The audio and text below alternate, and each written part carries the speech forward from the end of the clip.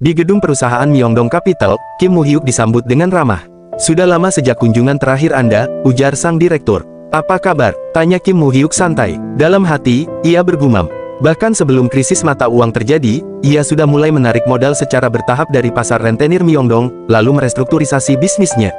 Ia mendirikan Myeongdong Capital atas namanya sendiri sebagai holding, dan membentuk 3 anak perusahaan di bawahnya.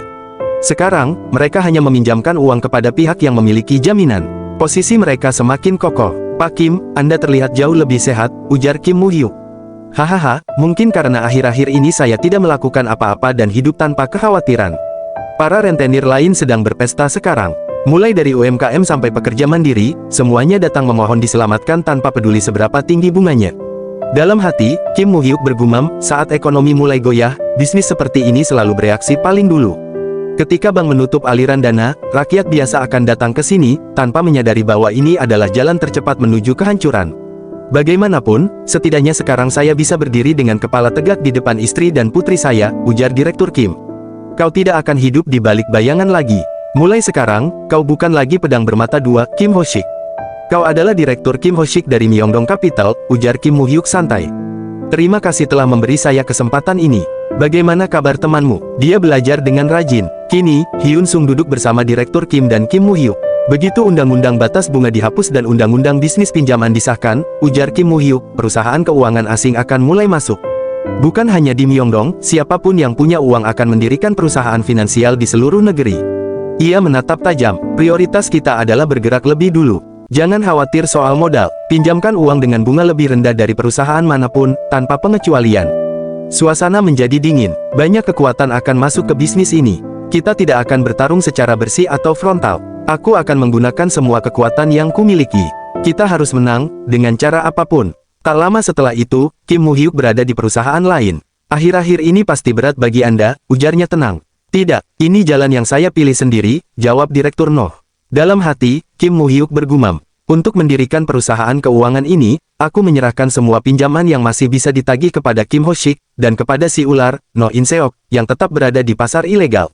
Aku menyerahkan semua utang sulit, bahkan yang dianggap mustahil ditagih. Namun setelah krisis mata uang, menagih uang menjadi jauh lebih sulit. Setelah Anda menyelesaikan pembersihan kredit macet, pindahkan kantor ke Gangnam." Direktur Noh terkejut. "Apa, ke Gangnam?" "Betul, targetkan startup venture di Gangnam, dan para penduduk kaya yang membutuhkan dana besar secara mendesak. Bahkan dengan bunga majemuk, biaya awal, dan bunga tinggi, tetap akan banyak yang meminjam." Dalam hati, Kim Moo-hyuk melanjutkan. "Ledakan startup teknologi yang dimulai di Amerika akan segera terjadi di Korea juga. Namun karena belum ada investor yang kuat, mereka yang membutuhkan dana cepat tidak punya pilihan selain datang ke rentenir. Segera, para rentenir independen yang tersingkir dari industri keuangan akan berkumpul di Gangnam. Saat ini, masih sebelum mereka menetap di sana, aku akan menjadi orang pertama yang menancapkan benderaku di Gangnam, wilayah yang belum bertuan itu. Pasar ini tidak menghormati hukum. Tidak peduli apakah undang-undang pinjaman disahkan atau batas bunga diterapkan kembali, akan selalu ada orang yang membutuhkan pinjaman cepat dalam jumlah besar." "Saya mengerti. Saya akan melaksanakan perintah Anda," ujar Direktur Noh. "Terima kasih," balas Moo-hyuk santai. "Para konglomerat properti yang harus membayar pajak, startup yang harus membayar gaji karyawan. Pada akhirnya, mereka semua akan datang ke rentenir. Haruskah saya mengantar Anda pulang?" tanya Sekretaris Ma. "Boleh. Sudah lama sejak terakhir kali aku makan bersama kakekku." Tiba-tiba, suara rem mobil berdecit keras, menghadang mereka dari depan. Para pengemudi langsung keluar dari mobilnya, dan mendekat ke arah mobil Kim Moo-hyuk. "Kami akan membuka jalan," teriak Direktur Ma. "Tunggu," tegas Kim Moo-hyuk. Seseorang mengetuk jendela mobil. Kim Moo-hyuk hanya terdiam, wajahnya datar. "Kim Moo-hyuk," panggil seseorang dari luar. "Siapa kau?" "Namaku Watanabe Sauru." Ia tersenyum tipis. Mendengar nama itu, dalam hati Kim Moo-hyuk bergumam. "Watanabe Sauru, nama itu pernah kudengar di kehidupanku sebelumnya. Pewaris organisasi Yakuza terbesar di Jepang, Sindikat Yamaguchi.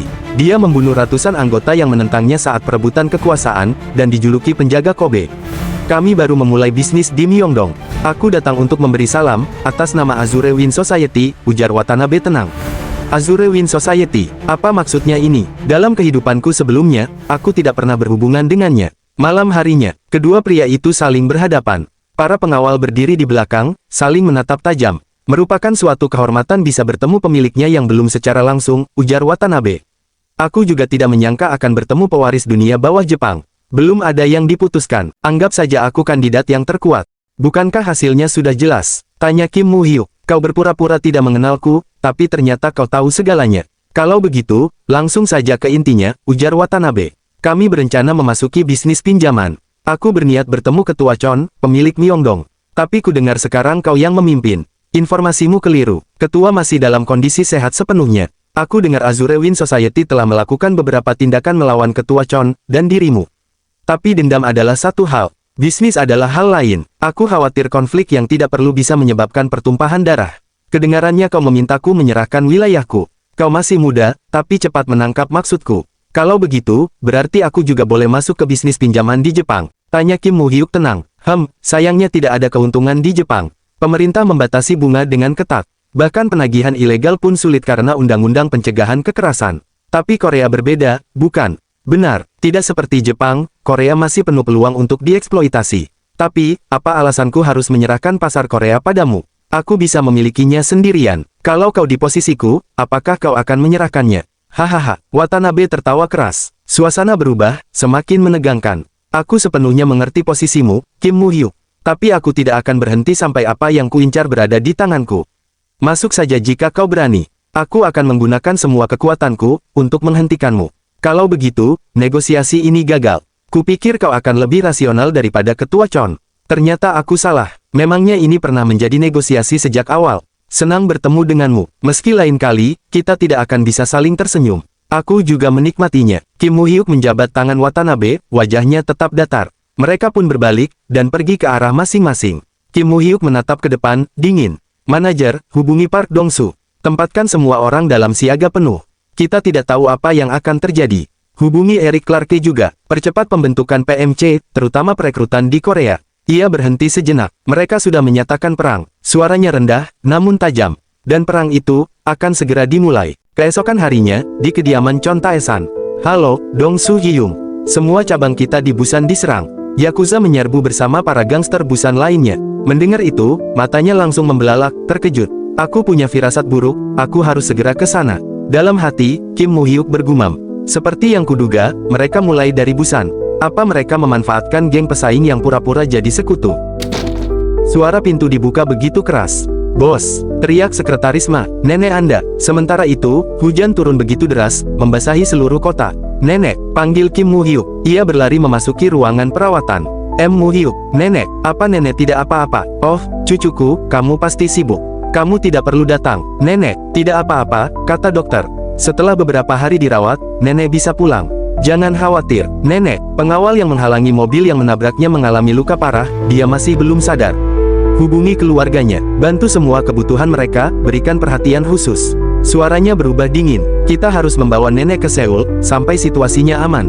Hujan tak berhenti, terus turun deras. Di sebuah ruangan duka, foto seorang pria dikelilingi bunga. Lupakan kerusakan bisnis, terlalu banyak orang kita yang mati, ujar Park Dong-soo dengan suara berat. Saat kulihat jasad mereka, tidak ada satupun yang utuh. Para bajingan itu membelah perut mereka dengan pisau. Ia mengepalkan tangan. Dia seperti saudara kandungku sendiri, aku bahkan tidak tahu bagaimana harus menghadapinya di alam baka.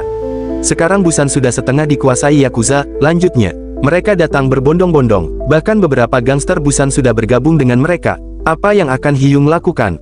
Tanya Kim Mu-hyuk. Karena mereka menyerang kita, aku harus membalasnya. Tiba-tiba, suara berisik dari luar. Bos, kita diserang. Mereka di sana. Sementara itu, Kim Mu-hyuk hanya menarik dasinya, melonggarkannya perlahan, wajahnya tetap datar. Para anak buah tengah diserang dengan brutal. Tanpa ragu, Park Dong-soo langsung menghajar para musuh. Seorang pria mengeluarkan pisau tajam, mengarahkan ke arahnya.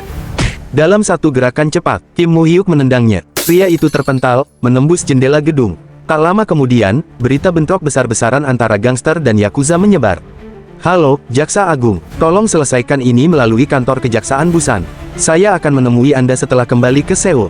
Mereka akan memperlakukan Yakuza dan orang kita secara berbeda. Namun jika ini terus berlanjut, Kejaksaan dan polisi pasti akan turun tangan. Untuk sekarang, hindari serangan langsung. Fokus pada pertahanan saja. Kerusuhan gangster di tengah resesi ekonomi seperti ini akan menjadi beban bagi mereka. Baiklah, jawab Park Dong-soo. Kami sudah memperkuat pertahanan dengan anggota dari cabang Daegu dan Masan. Kami akan fokus bertahan. Ia berhenti sejenak. Tapi izinkan aku membalas dendam untuk Soo Hyun sendiri, boleh kan? Tentu saja boleh, jawab Kim Moo-hyuk tersenyum tipis. Setelah ini selesai, aku akan pensiun. Aku tidak bisa terus hidup seperti ini. Aku akan menyerahkan semuanya pada Direktur Lee, dan mundur. Di jalanan, mobil melaju cepat menembus hujan. Basis utama sindikat Yamaguchi ada di Kobe, ujar Sekretaris Ma, namun saat ini semua posisi penting dikuasai oleh klan Kodo dari Nagoya. Kelompok dari Nagoya benar-benar memegang kendali penuh. Para gangster Kobe pasti membencinya.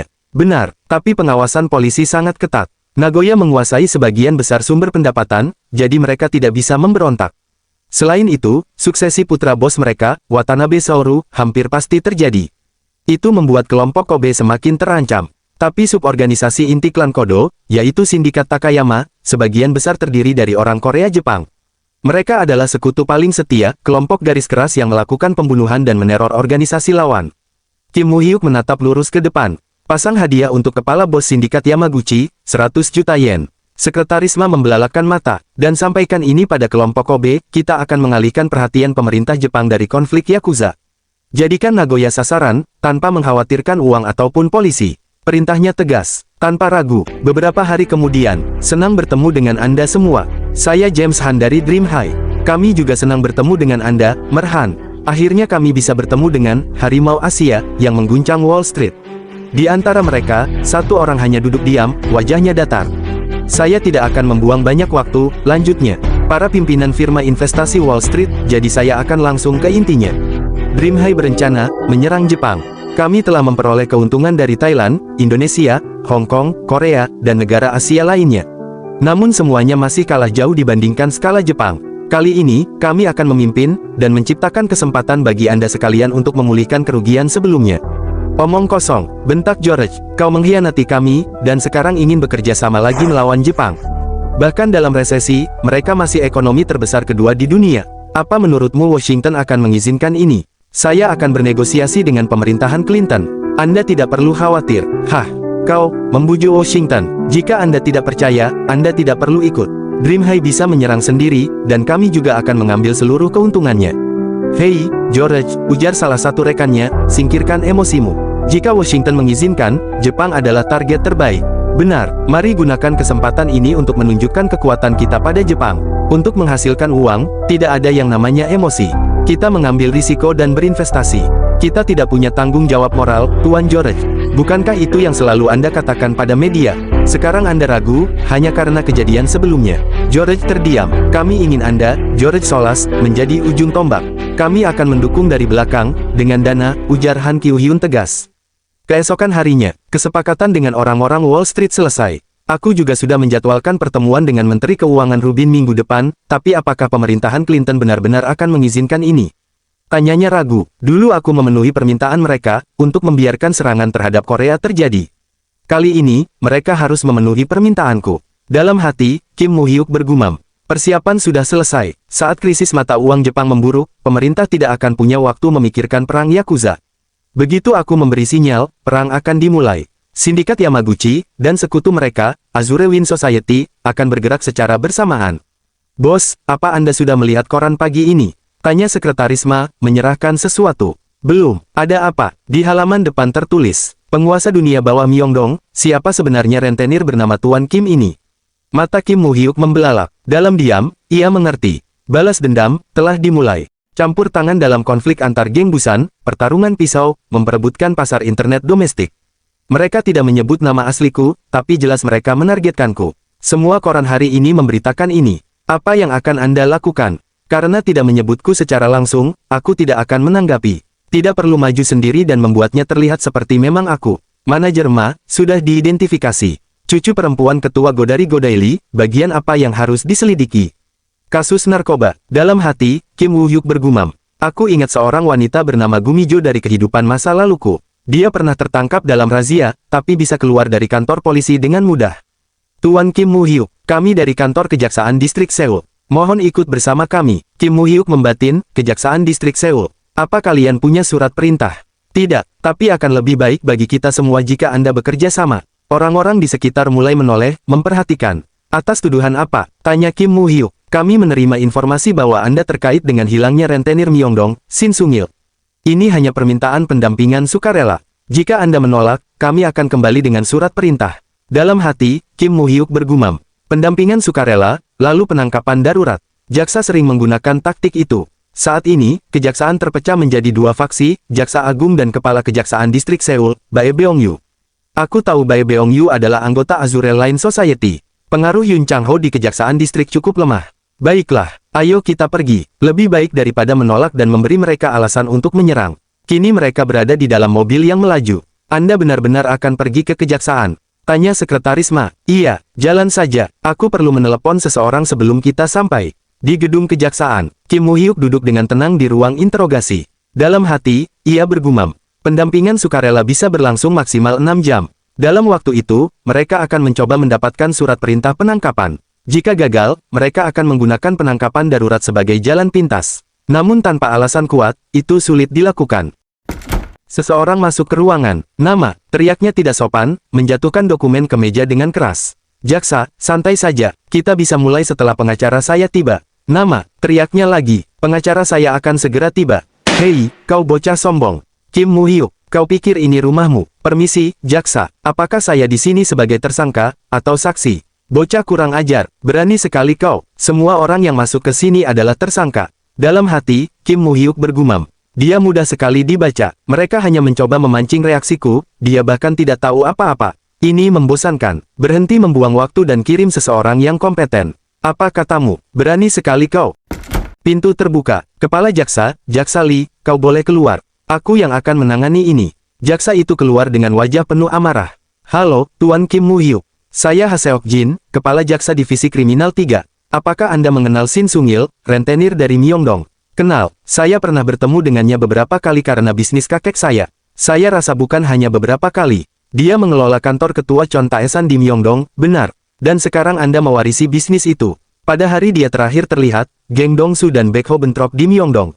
Ada kesaksian bahwa Anda adalah pemimpin sebenarnya dari geng Dongsu. Bukankah itu terlalu banyak kebetulan? Dalam hati, Kim Mu-hyuk bergumam.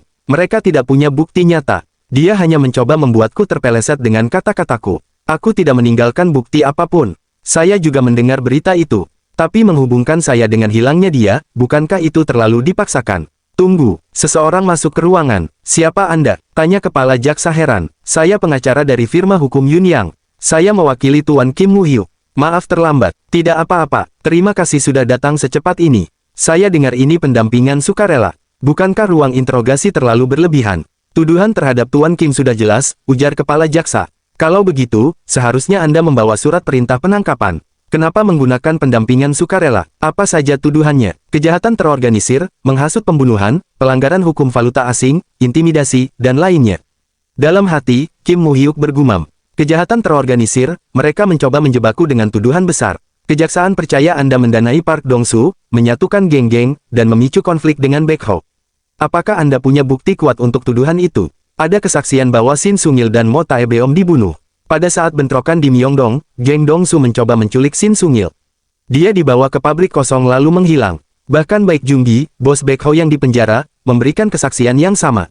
Dalam hati, Kim Mu-hyuk bergumam. Aku sudah menduga ada kecurigaan, tapi mereka tidak bisa menahanku hanya dengan kesaksian. Saya bahkan tidak tahu siapa orang itu. Dan saya tidak tahu kenapa saya dituduh, jawab Kim Mu-hyuk. Dalam hati, ia kembali bergumam. Jika mereka punya bukti, mereka tidak akan menggunakan pendampingan sukarela. Mereka ingin menangkapku secara darurat, menggunakan media untuk menekanku, memalsukan tuduhan, lalu mendapatkan surat perintah. Jadi Anda memaksa klien saya datang hanya berdasarkan kesaksian seorang gangster, ujar sang pengacara. Ada bukti jelas pelanggaran hukum valuta asing. Kami memiliki catatan transfer ilegal ke luar negeri. 2 rentenir bawahan ketua Chon Taesan menghilang setelah Tuan Kim Mu-hyuk muncul. Apa itu semua hanya kebetulan? Kami mengakui pelanggaran valuta asing, namun itu hanya dihukum dengan denda. Itu keputusan kami. Tidak, keputusan dibuat di pengadilan. Tidak ada alasan menahan klien saya lebih lama lagi. Bisakah kami pergi sekarang? Masih ada waktu 4 jam. Dalam hati, Kim Mu-hyuk bergumam. Mereka pasti sedang menunggu surat perintah. 6 jam adalah batas maksimal pendampingan sukarela. Tapi kami bisa pergi kapan saja.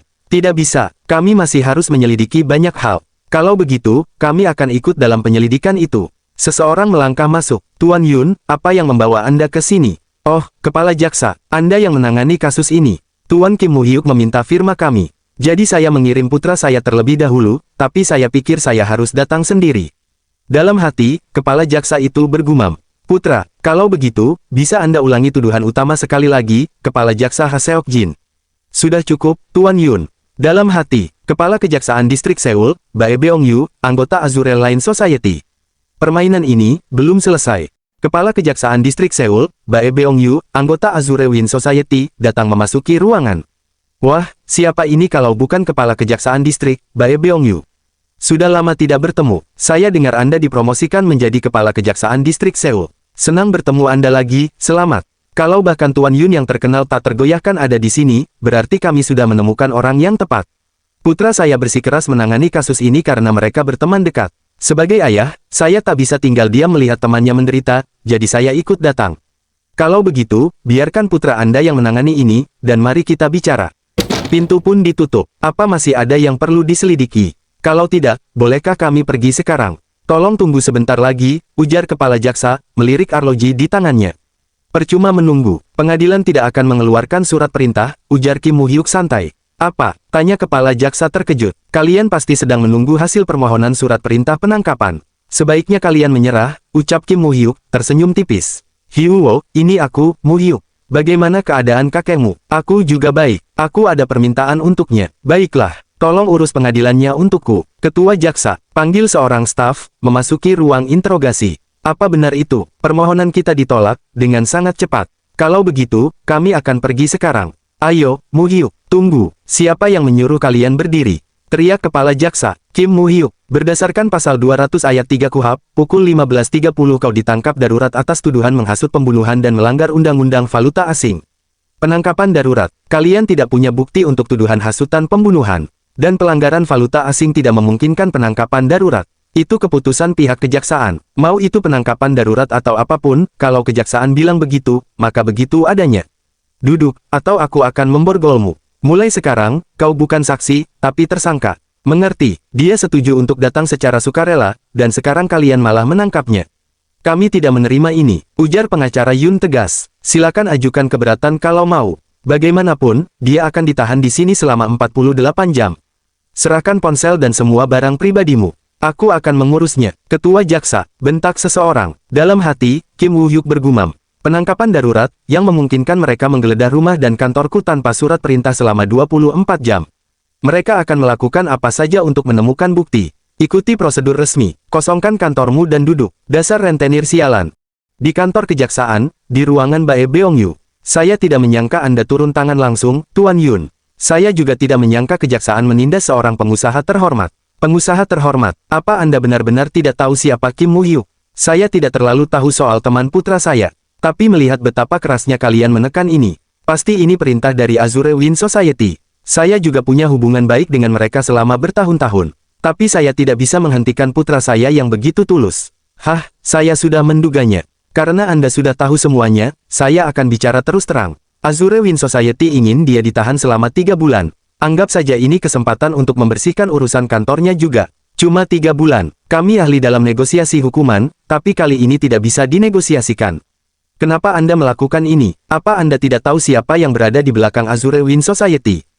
Tentu saja saya tahu, bisnis saya banyak berkembang berkat mereka. Namun, pengalaman dan naluri saya mengatakan Kim Woo-hyuk adalah klien VIP, yang akan memberi saya keuntungan jauh lebih besar. Kepala Kejaksaan Distrik Bae, J. Jaksa Agung, tanya Bae Beong-yu, terkejut. Apa yang membawa Anda ke sini? Jaksa Bae, apa kau sudah tua sampai kehilangan akurasi? Seorang pria harus tepat saat membidik targetnya. Apa maksud Anda? Kalau kau mau menyerangku, serang aku. Jangan ganggu orang lain. Aku tahu Azure Win Society menyuruhmu. Tapi lepaskan Kim Woo-hyuk sekarang juga, ini perintah. Saya tidak bisa. Dia tersangka kriminal serius, terlibat organisasi kriminal dan diduga menghasut pembunuhan. Apa kau punya bukti? Bagaimana kau akan bertanggung jawab atas kekacauan ini? Apa kau ingin menghancurkan reputasi seluruh kejaksaan demi ambisimu? Ambil telepon ini. Halo, ini Bae Beong-yu. Jaksa Bae Beong-yu, sudah lama. Aku Chon Tae-san, Kak Ketua Chon Tae-san. Jaksa Bae, aku punya dokumen di tanganku. Daftar jaksa yang menerima uang dari Azure Win Society. Dan namamu, berada di urutan paling atas. Menurutmu uang siapa yang mereka berikan padamu? Semuanya berasal dariku. Aku seorang pebisnis. Apa kau pikir aku tidak menyimpan catatan transaksi? Lepaskan cucuku, atau kita selesaikan sampai akhir. Suruh Lee Yong-hyun memilih. Tidak lama kemudian, di ruang interogasi. Jaksa Lee menerima panggilan. Halo, Kepala Kejaksaan Distrik. Apa? Bagaimana? Baik. Sialan. Kalian boleh pergi, ujarnya penuh kekesalan. Jika hal seperti ini terjadi lagi, hubungi Yun yang terlebih dahulu. Iya, pergilah sekarang. Mobil melaju meninggalkan gedung kejaksaan. Apakah Anda baik-baik saja? Tanya Sekretaris Ma. Baik, aku juga tidak ditahan lama. Apa yang akan Anda lakukan sekarang? Bukankah mereka akan menyerang lagi? Aku harus membayar hutangku. Pertama, kita bungkam anjing-anjing yang menggonggong itu. Apakah kau sudah menyelidiki cucu perempuan Go Daily? Sudah. Kami mendapatkan cukup bukti penggunaan narkoba ilegal. Namun, selama penyelidikan, kami menemukan sesuatu yang lebih buruk. Keesokan harinya, di perusahaan Go Daily. Jadi, apa yang ingin kau bicarakan secara pribadi? Ujar CEO Go Daily, Go Hoseon. Saya menemukan sebuah informasi besar. Saya pikir ini bisa membantu Go Daily, jadi saya membawanya. Informasi, tanya Go Hoseon, tidak sabar, langsung membuka amplop tersebut. Begitu melihat isinya, matanya membelalak. Apa yang sebenarnya kau lakukan? Teriaknya penuh amarah. Dalam hati, Kim Moo-hyuk bergumam. Mulai sekarang, aku akan mengembalikan semua yang telah kuterima. Tidak, aku akan mengembalikannya, dengan bunga 100 kali lipat. Apa yang sebenarnya kau lakukan? Kau menyebut ini informasi besar. Betul, untungnya saya bisa mendapatkannya sebelum orang lain. Saya tidak hanya mendapatkan foto, tapi juga video. Jika ini jatuh ke tangan yang salah, bahkan Anda tidak akan mampu menghentikan penyebarannya. Kau bilang ada sesuatu yang bahkan aku sendiri tidak bisa hentikan. Apa kau benar-benar berpikir ada sesuatu di seluruh Korea Selatan yang tidak bisa kuhentikan? Kalau aku, Go Hoseon, sudah memutuskan sesuatu, aku bahkan bisa menjadikan Tuhan sebagai hal paling hina di negeri ini. Itulah yang kami lakukan di Go Daily. Aku memang memperlakukanmu dengan baik karena kau cucu ketua Chon Tae-san, tapi ternyata semua yang diajarkan padamu benar-benar salah. Ajaran untuk cucu, ya, gumam Kim Moo-hyuk, tersenyum tenang. Cucu perempuan Anda juga sama saja dengan Anda. Dia juga suka pesta, bersenang-senang dengan beberapa pria di Hotel Gangnam. Bahkan terlihat menggunakan narkoba. Bajingan, kau mau mati? Berani-beraninya kau menyebut nama Mijo di depanku. Go Hoseon tersenyum miring. Apa yang kau inginkan? Karena kau sudah repot-repot datang membawa ini, ayo kita dengar tawaranmu. Ungkap kebenaran tentang Azure Wind Society ke dunia. Laporkan keberadaan mereka sejak masa kemerdekaan, dan jadikan itu headline utama. Mendengar itu, Go Hoseon terdiam. Mulai sekarang, saya ingin menghancurkan Azure Wind Society sekali untuk selamanya. Mungkin karena kau masih muda, kau benar-benar tidak tahu betapa menakutkannya dunia ini. Azure Wind Society bukan organisasi sembarangan. Di koran kami saja, banyak informan yang berasal dari mereka. Kau pikir cuma kami? Sebagian besar media di Korea juga berada dalam pengaruh mereka. Namun tadi Anda sendiri mengatakan bahwa satu perintah saja bisa mempengaruhi berita apapun, ujar Kim Moo-hyuk tenang. Go Hoseon kembali terdiam. Silakan pilih, apakah Anda akan bekerja sama dengan saya untuk menghancurkan Azure Wind Society, atau membiarkan Go Daily runtuh bersama mereka? Pilihan ada di tangan Anda. Jadi kau datang ke sini hanya untuk mengancamku dengan foto-foto ini. Apa kau tidak pernah berpikir, kau bisa jatuh lebih dulu sebelum aku? Besok pun aku bisa memuat identitasmu di halaman depan. Jadi bawa pulang bukti sampah itu, dan enyahlah dari hadapanku. Anda akan mengungkap identitas saya. Silakan coba saja. Mulai besok, semua iklan perusahaan di Go Daily akan diputus. Mendengar itu, Go Hoseon terdiam. Keringat mulai membasahi pelipisnya. Pertama, saya akan memotong iklan dari Jungwoo Group. Setelah itu, akan mudah bagi saya memutus iklan lain yang juga berada di bawah pengaruh investasi saya. Kalau penasaran, silakan coba saja. Dalam hati, Kim Moo-hyuk bergumam. Dia lebih takut kehilangan iklan daripada reputasinya sendiri, atau cucu-cucunya. Kalau bukan Go Daily, saya akan pergi ke Daily Central. Kalau itu gagal, saya pergi ke Dongseong Daily. Kalau masih gagal juga, saya akan mendatangi satu persatu semua media. Apa Anda pikir semua media di Korea yang hidup dari iklan, akan menolak permintaan saya? Go Hoseon kembali terdiam, memikirkan kata-kata itu. Kenapa kau begitu yakin bisa menghancurkan Azure Wind Society?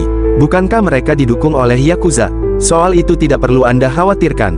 Untuk saat ini, kita tidak punya waktu memikirkan Azure Wind Society di luar Korea. Senin depan, kebenaran Azure Wind Society harus ada di halaman depan.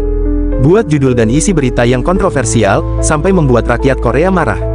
Saya akan memusnahkan foto dan video ini setelah melihat hasil dari Go Daily. Saya tidak ingin lagi mengotori mata Anda dengan hal seperti ini. Go Hoseon mengerutkan keningnya, penuh ketegangan. Mobil yang dikendarai Kim Moo-hyuk melaju cepat. Hyung, apa negosiasinya berjalan baik? Tanyanya melalui telepon. Aku baru saja bertemu dengan Menteri Keuangan Robert Rubin. Awalnya dia langsung menolak, tapi ketika aku katakan bahwa Wall Street akan menjadi pihak yang paling diuntungkan kali ini, sikapnya langsung berubah.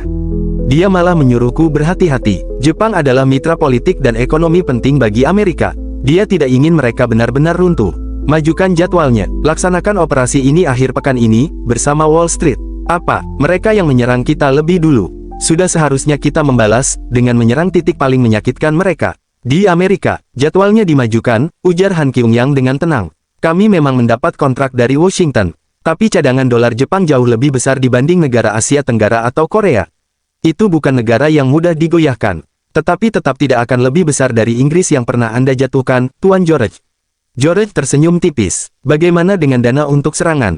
Kita bisa memulai serangannya besok. Bagus. Pertama, kita turunkan rating kredit negara Jepang lewat lembaga pemeringkat. Lalu, Senin depan, begitu pasar Jepang dibuka, kita hancurkan saham mereka. Beberapa hari kemudian, sebuah bom kecil meledak di Wall Street, dan menjatuhkan Jepang ke dalam kekacauan. Bom itu, bukan senjata biasa. Namanya, rating kredit. Lembaga pemeringkat internasional Amerika menurunkan rating obligasi pemerintah Jepang dari AAA ke AA1. Untuk pertama kalinya dalam sejarah, Jepang kehilangan status AAA. Nilai tukar yang bertahan di 100 yen per dolar, melonjak 20 yen hanya dalam satu hari. Indeks Nikkei jatuh saat pasar ditutup. Jepang, yang bangga sebagai kekuatan finansial terbesar kedua di dunia, tidak punya pilihan selain panik. Pemerintah Jepang, pemegang terbesar obligasi AS, segera menghubungi White House. Namun jawaban yang mereka terima, tidak seperti yang diharapkan. Karena Jepang, ekonomi Asia, bahkan ekonomi global terancam, Kementerian Keuangan AS sedang mempertimbangkan untuk menuntut pertanggungjawaban yang kuat atas hal ini. Di gedung perusahaan, Muhyuk, ini sudah dimulai. New York benar-benar kacau sekarang. Ekonomi Jepang terlalu besar. IMF tidak akan turun tangan seperti saat Korea. Pada akhirnya, pemerintah Jepang dan White House akan mencapai kompromi, tapi sebelum itu terjadi, kita harus mengguncang situasi sebanyak mungkin. Azure Wind Society, sebuah organisasi yang menggerakkan Korea Selatan dari balik bayangan. Para hantu kolaborator pro-Jepang, dan sisa-sisa kediktatoran, yang bersembunyi di pemerintahan, perusahaan, dan akademisi. Semuanya terungkap. Artikel besar itu mengangkat kebenaran tentang Azure Wind Society, siapa mereka, dan siapa yang ada di baliknya.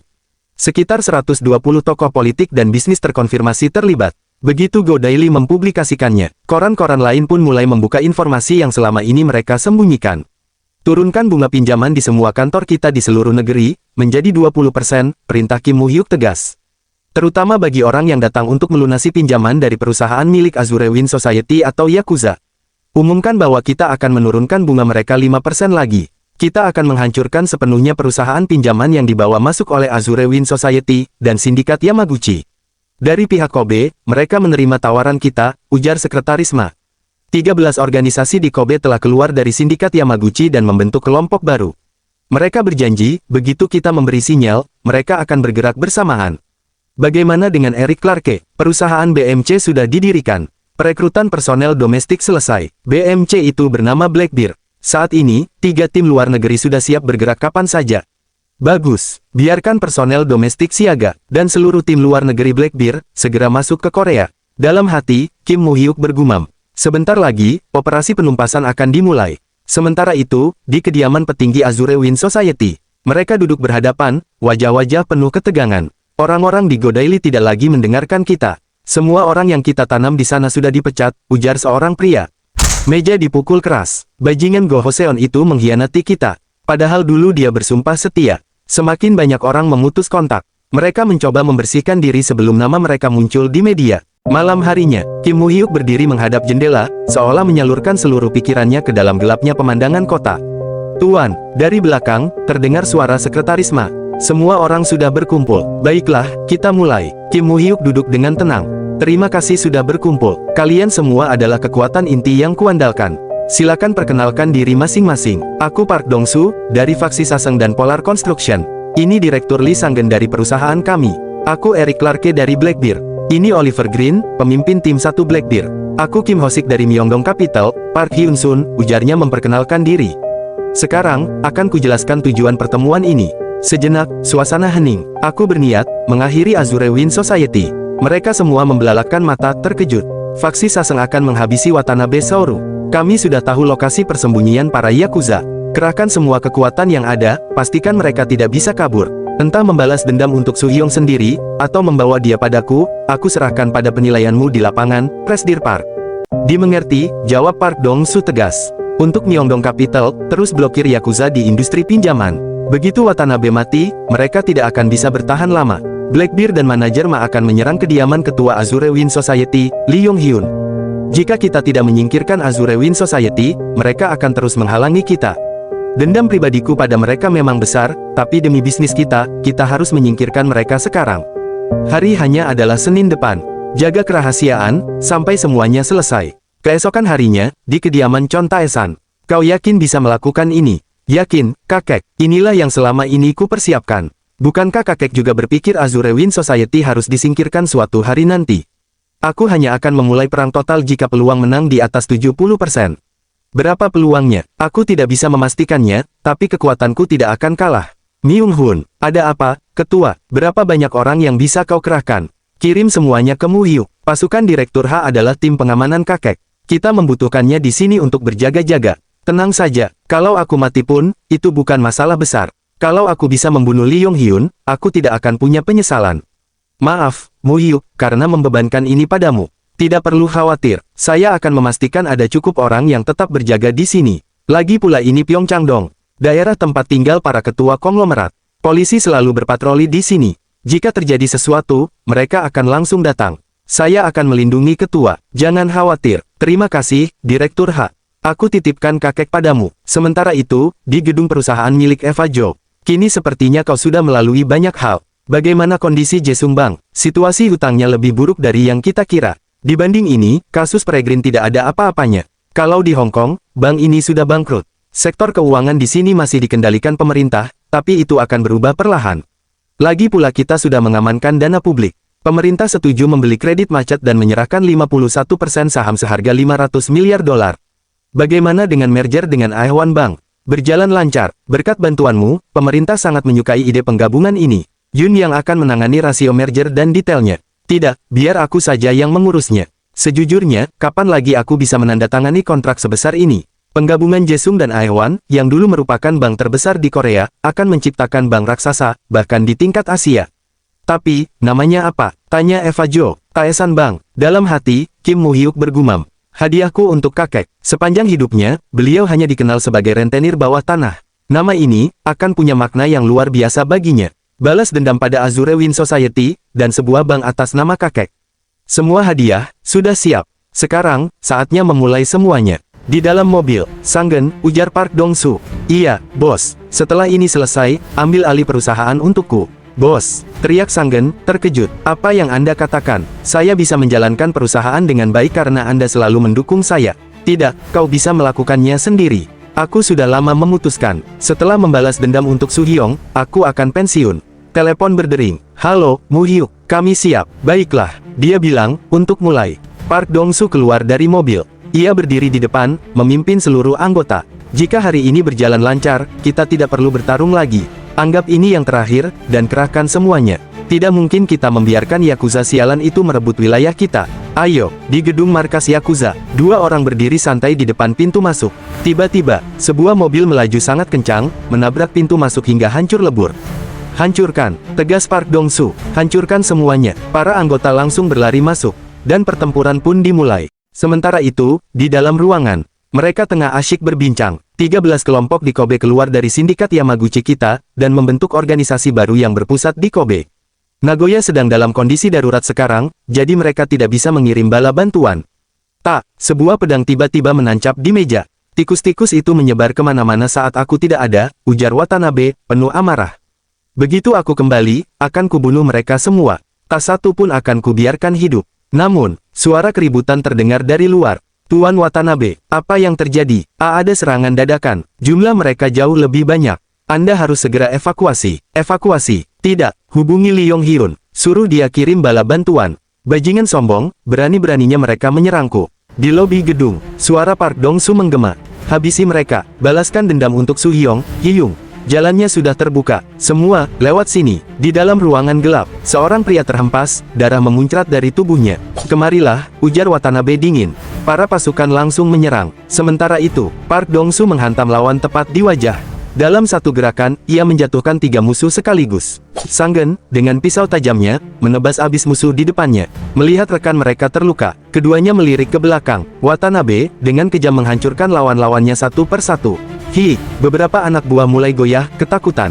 "Hei, kalian mundur!" teriak Park Dong-su. Kini, Park Dong-su berdiri berhadapan langsung dengan Watanabe. "Kau si Yakuza, siapa itu?" "Warabashi, Watanabe, terserah. Kau datang mau membunuhku, bahkan tanpa tahu wajahku. Bakayaro, baru ketemu sudah maki-maki. Aku yang akan menghabisimu. Sisa yang lain, kalian urus." Kedua pria itu saling menghunuskan pisau. Suara benturan besi terdengar nyaring. Serangan demi serangan saling ditepis. Keduanya sama kuat. Dengan wajah datar, Park Dong-su menatap lawannya tanpa berkedip. Sementara Watanabe tersenyum penuh percaya diri. Lalu, keduanya saling menerjang tanpa ampun. Belum ada tanda kekalahan. Dengan santai, Park Dong-su berkata, "Katanya kau pakai gaya Jepang, lumayan juga. Aku tak menyangka di Korea Selatan ada orang sekuat dirimu," balas Watanabe. "Itu pujian dariku. Tapi, sampai di sini saja." Mata Park Dong-su membelalak. Ia menghindar secepat kilat, lalu menghujamkan serangan penuh tenaga. Pertarungan yang bagus. Watanabe tersenyum licik. Pisau mengarah ke perut Park Dong-su. "Tapi, aku yang menang." Namun, Park Dong-su menghantamkan kepalanya ke arah Watanabe. Watanabe terjatuh keras, memegangi kepalanya. Tanpa memberi waktu, Park Dong-su menghujamkan pisau ke arah wajahnya. Pisau itu berhenti, ditahan oleh tangan Watanabe. Darah mengalir dari telapak tangannya. "Tubuh manusia itu jujur sekali," ujar Watanabe, tersenyum miring. "Cukup satu lubang kecil saja, sudah bisa runtuh. Luka di bagian vital, bukan cuma membunuh, tapi membuat orang tumbang dengan cara paling menyedihkan. Seperti dirimu sekarang." "Ah, berisik." Park Dong-su menekan pisaunya dengan seluruh kekuatan. Watanabe tak mampu menahan lagi. Sementara itu, Park Dong-su memegangi perutnya, menahan rasa sakit. "Cepat, bawa bos ke rumah sakit," teriak Sanggen. "Tidak perlu," jawab Park Dong-su lemah. "Urus dulu orang-orang kita yang terluka. Sisa musuh juga harus dibereskan. Aku akan istirahat sebentar. Kasih aku sebatang rokok, lalu pergi." "Bos," ujar Sanggen khawatir. "Aku bilang, aku tidak apa-apa." "Cepat." "Baik, bos. Akan saya selesaikan cepat, dan kembali." Sementara itu, Park Dong-su mengambil ponselnya, menghubungi seseorang. "Kim Moo-hyuk, di sini. Ini aku. Watanabe sudah mati. Kerja bagus. Segera tinggalkan tempat itu. Aku yang akan urus sisanya. Yang tidak terlukakan dia. Pasti lawan yang tangguh." "Hah, aku ini Park Dong-su dari Busan. Kusuruh dia datang ke sini, kupukul sekali, dia langsung mati sambil merintih." "Begitu ya, baiklah. Cepat keluar dari sana." "Oi, Kim Mo, kau ingat?" Suara Park Dong-su mulai melemah. "Waktu pertama kita bertemu di atap rumah sakit, kau memanggilku, paman, tapi tidak mau bilang umurmu. Dasar bocah sombong. Aku juga dibesarkan nenekku, makanya aku tanya umurmu, karena merasa dekat. Tapi kau keras kepala sekali. Ya sudah, jalani hidupmu sesukamu, mengerti?" "Dong-su Hyung," panggil Kim Moo-hyuk, cemas. Darah mengalir deras, dari perut Park Dong-su. Ponselnya terjatuh. Tangan yang menggenggamnya mulai melemah. Park Dong-su tak sadarkan diri. Sementara itu, di kediaman Myong-hyun, para penjaga berdiri tegak, menjaga keamanan. Salah satu dari mereka tengah mengawasi, tanpa menyadari bahaya di belakangnya. Musuh mematahkan lehernya, dalam sekejap. Yang lain dilumpuhkan, secepat kedipan mata. Seseorang memantau melalui kamera pengawas. Tiba-tiba, layar berkedip. Kamera pengawas mati, tak berfungsi. Set kamera gerbang depan mati. Ujarnya panik. "Tolong cek sekarang." Di saat yang sama, Sekretaris Ma bergerak cepat. Dor, tembakan tepat mengenai kepala target. Di ruang masuk, seorang penjaga ditembak dari jendela. "Hei!" Kaca pecah berserakan. Di dalam ruangan, Myong-hyun tengah memejamkan mata. Pintu didobrak keras. "Ketua, kita sedang diserang. Anda harus segera evakuasi." Belum sempat menyelesaikan kalimatnya, Dor, bawahan itu roboh, tepat di samping Myong-hyun. Sekretaris Ma masuk ke dalam ruangan. Sementara di luar, Kim Moo-hyuk hanya berdiri, mengamati. "Bos, mereka bilang sudah mengambil alih." "Baiklah." Ruangan itu kini berantakan. Penjaga terbaring tak berdaya. Pintu, jendela, hancur. Kim Moo-hyuk melangkah masuk. Myong-hyun menatapnya, penuh dendam. "Senang akhirnya bisa bertemu langsung denganmu. Akhirnya aku bisa melihat sendiri Ketua Azure Wind Society. Kau, cucunya Chon Tae-san." "Benar, aku putra Kim Mi-suk, orang yang kau perintahkan untuk dibunuh. Namaku, Kim Moo-hyuk." Bayangan masa lalu terlintas. Saat kecelakaan itu terjadi, Kim Mi-suk melindungi bayinya, dan seseorang mengangkat pisau ke arahnya. Kim Moo-hyuk tetap berdiri, wajahnya datar. "Hahaha." Myong-hyun tertawa. "Aku terlalu ceroboh, seharusnya aku membunuhmu sekalian waktu itu." Kau membunuh ibuku, hanya untuk menjadikan saudara-saudaranya sebagai anjing peliharaanmu. Dengan itu, kau menghancurkan kehidupan normalku. Hei, kehidupan normal, katamu. Kau bicara seolah paham arti kata itu, anak muda. Pada akhirnya, bukankah semua uang Chon Taesan jatuh ke tanganmu? Seharusnya kau bersyukur, semua itu terjadi, berkat aku. Jadi sampai akhir pun kau tetap ingin bertingkah seperti ketua besar Azure Wind Society, ya. Percaya diri sekali, untuk seseorang yang sebentar lagi masuk ke alam baka. Benar juga, ujarnya menyeringai. Chon Taesan, sepertinya akan jadi teman perjalanan yang lumayan di sana. Mata Kim Mu-hyuk menajam. Apa maksudmu? Kau benar-benar meremehkanku. Apa kau tidak merasa, penjagaanku terlalu sedikit? Kau tidak merasa aneh? Tidak merasa, terlalu mudah menyingkirkan mereka? Mendengar itu, mata Kim Mu-hyuk membelalak. Hubunganku dengan Chon Taesan, tidak akan terputus semudah itu. Itulah yang disebut takdir, di antara kami. Manajer Ma, teriak Kim Mu-hyuk panik. Hubungi Pyeongchang Dong sekarang juga. Malam harinya, di kompleks kediaman, para polisi tengah berpatroli. Hah, seorang polisi terkejut. Apaan itu? Kenapa truk itu menghalangi jalan? Di dalam, menurutmu rencana Mu-hyuk akan berhasil? Tanya Chon Taesan. Lee Yong-hyun bukan lawan yang mudah. Dia bilang sudah mempersiapkan ini sejak lama. Dia juga menyuruh saya untuk tidak khawatir, dan tetap di sisi Anda. Hah, aku sudah sampai di titik mengkhawatirkan Mu-hyuk, ya. Myung-hun, iya, ketua, rasanya seperti baru kemarin aku bertemu denganmu di panti asuhan, waktu berlalu begitu cepat. Semua ini berkat Anda yang merawat saya. Aku melakukannya, hanya untuk menjadikanmu senjataku, agar suatu hari bisa menyingkirkan Lee Yong-hyun. Aku tidak menyesal, tapi tetap merasa bersalah. Kalau bukan karena aku, kau mungkin bisa hidup normal. Saya masih hidup sampai sekarang karena Anda, ketua. Saya hanya bersyukur atas kebaikan yang Anda berikan. Kebaikan, ya, maafkan aku, Myung-hun. Tapi tolong, terus bantu Mu-hyuk setelah aku tiada. Anak itu, akan sangat kesepian. Saya akan selalu menjadi orang Anda, ketua. Ketua, beberapa mobil tadi kenal memasuki gerbang mansion. Pastikan bahkan seekor semut pun tidak bisa masuk. Malam ini, akan jadi malam yang bising. Di depan kediaman Chon Taesan, pertempuran telah dimulai. Para penjaga di ruangan, satu persatu tumbang. Suara langkah kaki mendekat. Chon Taesan, sebuah suara dingin terdengar. Ini akan menjadi malam terakhirmu. Para pengawal terus menghadang lawan. Tiba-tiba, dari arah belakang, sebuah mobil melaju kencang. Menabrak mereka semua tanpa ampun. Mereka bersenjata, semua personel bersenjata, maju ke depan. Sementara itu, di dalam, Sekretaris H tetap berjaga di depan ruangan. Dalam hati, Chon Taesan bergumam. Baku tembak di tempat yang hanya dihuni orang-orang paling berpengaruh di Korea. Tak kusangka hal seperti ini bisa terjadi di tempat yang bahkan bukan medan perang. Seorang pria berlari masuk. Ia melihat penjaga yang sudah mati tertembak. Dari arah belakang, seseorang muncul. Ia langsung menembak ke belakang. Sekretaris H mendengar suara itu. Langkah kaki mendekat. Seorang pria muncul di depan ruangan. Dor, ia tertembak. Touch, membosankan. Chon Taesan, ada di sana. Ia mencoba membuka pintu. Begitu tangannya menyentuh gagang, aliran listrik menyengat keras. Pria itu mundur beberapa langkah. Sebenarnya, ada apa di dalam sana? Gumamnya dalam hati, ada sesuatu yang menungguku masuk. Di dalam, Sekretaris H tetap fokus, menghadap pintu. Ketua, sepertinya polisi sudah datang. Chon Taesan memejamkan mata. Sekretaris H kembali siaga. Begitu seseorang masuk, peluru dilepaskan tepat sasaran. Namun, orang itu menggunakan mayat sebagai tameng. Ia membalas tembakan. Sekretaris H berusaha meraih senjatanya. Ia kembali tertembak. Hah, meleset. Padahal aku berniat meledakkan kepalamu. Kau pasti, Tuan H. Aku sudah sering dengar tentangmu. Selama kau melindungi Chon Taesan, kupikir kita pasti akan bertemu suatu hari nanti. Tapi, ternyata begini cara kita bertemu. Polisi akan tiba sebentar lagi. Kalau kau mundur sekarang, aku tak akan mengejarmu. Hahaha, orang yang sudah diambang kematian masih bisa bicara begitu. Tiba-tiba, dari belakang, Chon Taesan menembak, namun meleset. Ia menggeram kesal. Sayang sekali, aku harus membunuh anak dan ayahnya dengan tanganku sendiri. Apa yang mengejutkan? Memang orang-orang tanpa nama yang melakukan kecelakaan itu. Tapi menurutmu bos akan mempercayakan hal seperti itu pada orang sembarangan? Selamat tinggal. Kalau sampai di alam baka, sampaikan salamku pada putrimu. Mata Chon Taesan membelalak. Sekretaris H menembak tepat di kepala pria itu. Tubuhnya jatuh. Sekretaris H mencoba bangkit. Ketua, cepat, ambulans. Panggil ambulans, cepat. Sementara itu, di kediaman Lee Yong-hyun, Pyeongchang Dong diserang. Situasi sudah berhasil dikendalikan, tapi Tuan H tertembak. Bagaimana dengan kakek? Apa kakek baik-baik saja? Sekretaris Ma hanya menunduk. Hahaha. Yong-hyun tertawa terbahak-bahak. Hah, ini konyol. Setelah puluhan tahun, Lee Yong-hyun dan Chon Taesan akhirnya bentrok. Dan yang terluka justru Myung Hun. Kau membuat kesalahan besar saat membunuh orang tuaku. Kau dan Azure Wind Society sudah tamat sekarang.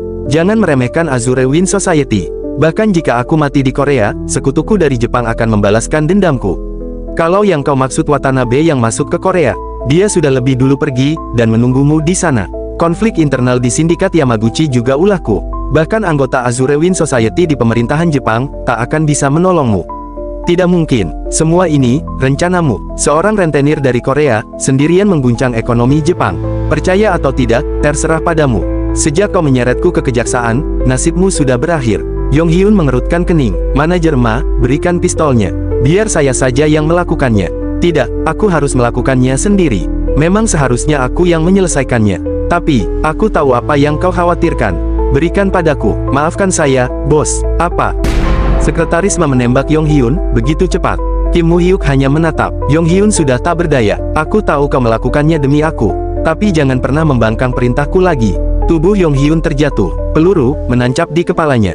Dan semuanya berakhir. Di istana. Apa? Ketua Azure Wind Society, Lee Yong Hyun, tewas. Benarkah kediamannya diserang tadi malam? Hal ini sudah dikonfirmasi oleh polisi dan NIS. Kediaman Ketua Chon juga diserang, namun beliau selamat. Apa kedua pihak saling menyerang? Pria yang selama puluhan tahun mengendalikan politik dan bisnis Korea, tewas di tangan cucu Ketua Chon. Apakah dia bunuh diri? Penyelidikan bahkan belum dimulai. Direktur NIS sedang menuju lokasi untuk menilai situasi. Direktur NIS, Lee Chanyong, telah tiba. Lee Yong Hyun sudah tewas. Saya baru saja mengonfirmasi jenazahnya. Watanabe Sauru, seorang yakuza sekaligus sekutu Azure Wind Society, juga tewas dalam serangan oleh geng Saseong. Sepertinya mereka bergerak atas perintah Kim Moo-hyuk. Di pihak mereka juga terdapat banyak korban. Apakah ini akan menimbulkan masalah diplomatik dengan Jepang? Jika hubungan memburuk, situasinya akan sulit bagi kita. Sindikat Yamaguchi punya pengaruh besar di politik Jepang. Sulit memprediksi bagaimana ini akan berkembang. Kita butuh kerjasama Jepang untuk melewati krisis IMF. Tangani ini dengan hati-hati. Jangan sampai jadi masalah diplomatik. Baik, Pak Presiden. Bagaimana dengan Pyeongchang-dong? Banyak tokoh berpengaruh tinggal di sana, jadi media pasti akan ramai. Pihak oposisi bisa menyerang pemerintah soal keamanan. Ini kesempatan untuk membersihkan sisa-sisa Azure Wind Society, dan memasang kendali pada Kim Moo-hyuk. Bagaimana kalau kita manfaatkan kematian Lee Yong Hyun untuk menjerat Kim Moo-hyuk? Ide bagus. Kalau semuanya berjalan sesuai rencana, tetap saja ini bisa jadi bumerang. Meski dia tidak membunuhnya secara langsung, itu tidak penting. Biarkan NIS yang bergerak, cari apapun, lalu kaitkan dengannya. Dalam hati, sang presiden bergumam. Kartu kemenangan ada di tanganku, aku tak boleh melewatkan kesempatan ini untuk menjinakkan kuda liar itu. Keesokan harinya, hujan turun begitu deras. Operasi Tuan Ha baru saja selesai. Nyawanya tidak dalam bahaya. Syukurlah, kakek pasti sangat terpukul. Aku akan menjenguknya setelah urusan hari ini selesai. Baik, saya mengerti. Bos, ini telepon dari Blue House.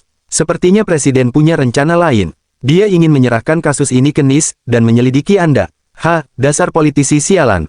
Mobil berhenti. Kim Moo-hyuk keluar, lalu melangkah masuk ke sebuah bangunan. Di dalam, foto Park Dong-soo terpajang, dikelilingi rangkaian bunga. Kim Moo-hyuk menyalakan rokoknya dari lilin, lalu menaruhnya di atas dupa. Kenapa, Hyung, terlihat senang. Apa Hyung sudah tenang sekarang?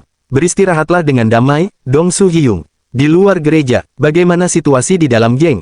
Para ketua gangbuk sudah mulai membicarakan suksesi sejak Dong-soo Hyung Nim pergi.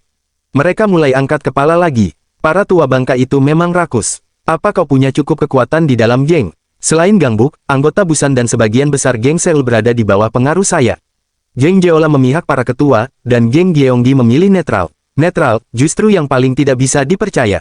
Kalau butuh apapun, uang atau jaksa, bilang saja. Sekalian saja singkirkan para tua bangka yang tak berguna itu. Tak perlu bersikap seperti Dong-soo Hyung. Hei, Direktur Lee, apa yang kau bisikkan dengan anak itu? Padahal kursi pelayat lagi kosong. Direktur Han, dia tamu Dong-soo Hyung Nim. Jaga ucapanmu. Pasti orang penting, ya. Apa sekarang aku bahkan tak boleh bicara? Menyebalkan. Direktur Lee, aku pamit dulu. Selesaikan pemakamannya dengan baik, lalu hubungi aku. Hei, bajingan, berhenti di sana. Apa telingamu tuli, bajingan? Ngomong apa kau, babi? Apa katamu? Ada urusan denganku. Kenapa menghalangi jalan dan bicara seenaknya padaku, padahal baru pertama kali bertemu? Kenapa menggeram seperti babi di depan umum? Kalau lapar, sana isi perutmu. Kakau bajingan. Hei, kalian para tua bangka di sana. Kalau ada yang mau dikatakan, bilang langsung. Tuan Kim, ini hanya kesalahpahaman. Kesalahpahaman. Kalau begitu, anggap saja aku salah paham. Dan ini, undangan untuk bertarung. Bukan begitu. Dalam hati, Kim Moo-hyuk bergumam. Alasannya jelas, dengan Park Dong-su yang sudah tiada, mereka sedang menguji sikapku. Apa yang kalian lakukan di pemakaman? Upacaranya bahkan belum selesai. Ah, benar juga, Direktur Han sedang sensitif sekarang, dia tidak bermaksud buruk. Aku harap ini tidak terulang lagi.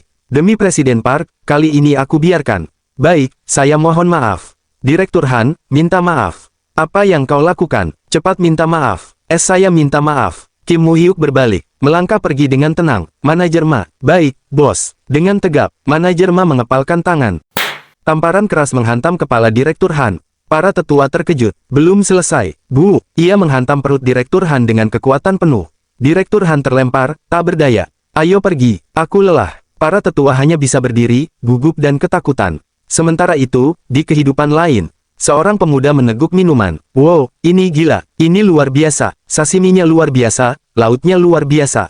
Bahkan kalau aku sudah mati pun, rasanya tetap nikmat. Hahaha, ia mengangkat gelasnya. Moo-hyuk, teruslah taklukkan semuanya. Bersulang.